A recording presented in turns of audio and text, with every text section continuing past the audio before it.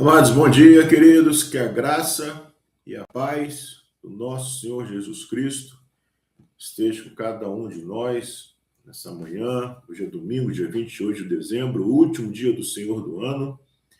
E pela graça, amados, pela misericórdia de Deus, chegamos até aqui, né? Mais um ano que se passou, um ano a mais que nós tivemos oportunidade de viver para a glória de Deus. E um ano a menos, né, para nos encontrarmos com o nosso Senhor. E essa é a dinâmica da nossa vida. O tempo passa e a nossa vida deve ser centrada em quem Cristo é. E hoje nós vamos começar uma nova série de devocionais baseada na mensagem de hoje, dessa semana, que é sobre justificação. Então você esteja conosco, né? Você vai ser bem alimentado com relação a essa doutrina que é fundamental para a nossa vida. E a gente vai, durante a semana, ampliar, aprofundar sobre as implicações de nós sermos justificados diante de Deus. Hoje nós vamos ver o que significa sermos justificados e uma implicação importante para a nossa vida. Além de nós termos paz com Deus, na eternidade, nós podemos experimentar a paz com Deus desde já. Romanos 8,5, amados, diz assim: e essa esperança não nos decepcionará, pois sabemos quanto Deus nos ama, uma vez que Ele nos deu o seu Espírito Santo para nos encher o coração com seu amor. Quando estávamos completamente desamparados, Cristo veio na hora certa e morreu por nós, pecadores. Romanos 8,7 diz assim: é pouco provável que alguém morresse por um justo, embora talvez alguém se dispusesse a morrer por uma pessoa boa.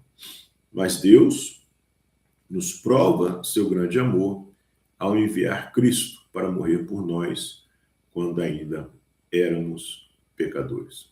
Amados, veja quantas bênçãos eternas, seguras, que nós podemos usufruir nessa vida, quando nós cremos e vivemos como pessoas que foram justificadas diante de Deus. Primeiro, uma esperança que não nos decepciona. Veja quantas decepções nós temos na nossa vida, porque nós colocamos esperança em coisas, pessoas que não têm o poder de satisfazer a nossa alma. Então, aqui o contexto é de justificação. Aqui é o contexto onde Jesus Cristo veio e morreu pelos nossos pecados, porque os nossos pecados nos levam à morte. É importante que a gente entenda essa verdade. O nosso pecado, seja ele qual for, tem um preço. E o preço é a condenação eterna da alma. Então, esse preço foi pago por Jesus Cristo naquela cruz. E por ele ter sido pago, nós não somos mais condenados, não somos mais inimigos, nós nos tornamos amigos de Deus e, mais do que amigos, filhos de Deus. É só essa diferença que Jesus Cristo fez e faz na nossa vida. Isso nos dá esperança, deve trazer esperança para a nossa vida. Quantos andam, queridos, dentro da igreja, colocando esperança em cisternas rachadas? Uma cisterna onde você coloca água, fosse uma caixa d'água rachada, ela não consegue conter a água da vida. E mais, sabemos quanto Deus nos ama, quanto nós precisamos ser amados. É uma necessidade do ser humano. Quem não tem essa necessidade tem alguma doença emocional, psíquica. Faz parte do ser humano, na nossa Constituição, sermos amados. E aqui o texto diz que a justificação é uma prova de que Deus nos ama mais. Diz que Ele nos deu do seu Espírito para nos encher o coração com seu amor. Muitas vezes, nosso coração está vazio, ou cheio de falsas esperanças, falsos amores, falsas promessas, falsas certezas. Aqui, o que o texto nos diz, que Deus, ele enche o nosso coração com seu amor e nos torna completos. Muitas vezes nós sofremos tanto, nos angustiamos, nos deprimimos, nos entristecemos, porque o nosso coração está confuso. Nosso coração está com os desejos distorcidos, amando coisas erradas, buscando satisfação em lugares, pessoas que não podem trazer satisfação, apenas às vezes traz apenas destruição para a nossa vida. Aí nós temos essa promessa. Podemos encher o nosso coração com o amor de Deus. Isso nos sustenta, amados. Colossenses 2:10 fala que nós podemos ser completos em Cristo. Veja quantas bênçãos: esperança, amor, coração cheio do Espírito Santo, quando nós não tínhamos nada. Tínhamos só aquilo que nós vemos, que o mundo oferece, falsas promessas, uma alegria que depende de circunstância, que normalmente custa dinheiro, uma paz da mesma forma, uma paz que nos sustenta, a menor variação da circunstância, mas é isso que ele nos concede. Então, o texto fala sobre isso, que é pouco provável que alguém morresse por um justo, embora alguém se dispusesse a morrer por uma pessoa boa. E Romanos 8:8 fala, mas Deus prova o seu grande amor ao enviar Cristo para morrer por nós, quando nós ainda éramos pecadores. Então, o texto diz aqui, amados, que o amor de Deus ele é provado. Hoje você tem muito uma romantização de relacionamentos, meu amor para lá, minha vida para cá, mas muitas vezes não tem prova concreta de que existe amor. Deus não é assim. Deus prova o seu amor e prova de uma forma absoluta, enviando Jesus Cristo para morrer por nós. Veja que o texto ainda continua. Uma vez que fomos declarados justos por seu sangue, certamente seremos salvos da ira de Deus por meio dele. Aqui a certeza, amados, da nossa salvação eterna. A nossa salvação eterna, a garantia dela não é uma promessa vazia, não é uma filosofia de vida, não é um achismo, um pensamento positivo, uma confissão positiva, não. A salvação eterna é uma promessa de Deus. E que ele vai cumprir porque ele já cumpriu algo muito mais difícil, que foi enviar seu filho para morrer por nós. Diante desse fato, dessa dificuldade que Deus teve em ver seu filho morrer por nós naquela cruz, nos salvar, nos levar para a eternidade, é o de menos para ele.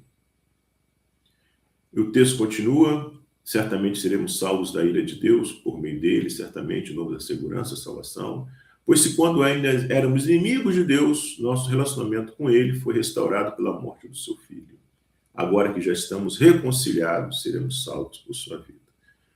Deus tem inimigos, o mundo é inimigo de Deus, e Deus vai destruir todos os seus inimigos. Prega-se pouco sobre isso, mas a verdade é que você, na Bíblia, no Antigo Testamento, no Novo Testamento, é claro que o mundo é inimigo de Deus e vai ser destruído por ser inimigo de Deus, e nós saímos dessa categoria de inimigos e passamos para a categoria de filhos, de amigos. Agora veja o versículo Romanos 8:11. Agora, portanto, podemos nos alegrar em Deus, com quem fomos reconciliados por meio de Jesus Cristo. Amados, aqui está uma evidência que deve estar no nosso coração. Alegria. Uma alegria diferente. Não uma alegria em que ela acontece quando está tudo bem. Quando nós somos reconhecidos. Quando nós somos amados. Quando as coisas acontecem do nosso jeito, no nosso tempo. Não, essa é uma alegria que é do mundo. Uma alegria que dura até a hora em que algo que estava bem deixa de estar bem. Até a hora em que um reconhecimento deixa de vir. Até uma resposta que eu esperava ser positiva se torna negativa, e a alegria se vai. E muitos vivem assim. Essa alegria não, queridos. Essa alegria é uma alegria eterna, que vem do próprio Deus. É uma alegria que, mesmo que as coisas não estejam muito bem, que as coisas estejam ruins, é uma alegria que brota do meu coração. Porque é uma alegria eterna. É uma alegria que tem um fundamento nas promessas de Deus. É uma alegria que me sustenta nessa vida, porque eu sei que eu tenho algo muito melhor que está logo ali. Não vai demorar muito. Estaremos com o Senhor por toda a eternidade. É uma alegria que enche o meu coração. É uma alegria que impede que eu me entristeça por alguém que me tratou mal, me ofendeu. Aquilo que está em mim é maior. É uma alegria que aponta para a eternidade. E essa alegria vem do Senhor. João 17:13, Jesus diz assim: agora eu vou para a tua presença, enquanto ainda estou no mundo, digo estas coisas, para que eles tenham a minha plena alegria em si mesmos. Vejam, amados, uma alegria inabalável, uma alegria que não ignora a dor, não ignora as circunstâncias, mas ainda assim é uma alegria que nos sustenta.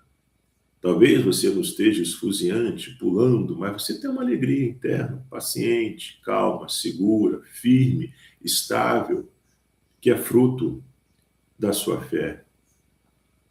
Filipenses 25 fala sobre isso, que a fé verdadeira produz uma alegria no nosso coração. Aquele que crê em Deus, aquele que foi justificado, deve experimentar essa alegria. Não cabe, queridos, tristeza. Claro, nós temos aflições. Jesus disse que teríamos aflições. Mas aquele que sabe que foi justificado por Deus, ele experimenta essa alegria. Uma paz que transcende todo entendimento. João 14:27, Jesus fala sobre essa paz que ele nos dá e que o mundo não pode nos dar. Então, mas aquele que crê em Jesus Cristo, que tem consciência de quanto é pecador, do quanto que precisa da graça e da misericórdia de Deus que foram demonstrados naquela cruz em Cristo Jesus. Aquele que confia que seus pecados foram perdoados. Aquele que sabe que foi justificado diante de Deus. Ele vai se afastar o quanto ele conseguiu do pecado. E vai experimentar essa alegria e essa paz que excede todo entendimento de uma forma verdadeira, eterna, segura, estável, porque nós somos filhos de Deus e Ele fez isso por nós. Amém, queridos? Que essa palavra possa trazer esperança ao seu coração, também confrontar os seus pecados, porque com pecado, gente, não existe alegria. Amém? Vamos orar, queridos. Deus de graça, Deus bendito, Deus santo, obrigado, Senhor. Obrigado, Deus, pela Tua palavra. A Tua palavra que nos alimenta verdadeiramente a nossa alma, Senhor. Deus, nós te agradecemos e te pedimos que o Senhor mesmo possa gerar no nosso coração essa convicção, essa certeza, Pai, que nós podemos experimentar essa alegria, essa paz. Aumenta a nossa fé.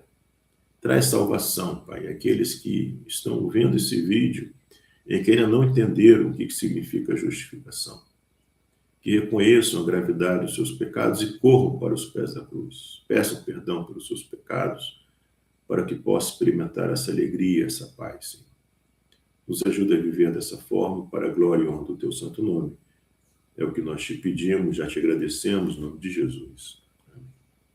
Meus amados, um dia abençoado, queridos, e que a paz de Cristo esteja com cada um de nós. E amanhã, se Jesus não voltar, nós estamos aqui, tá bom?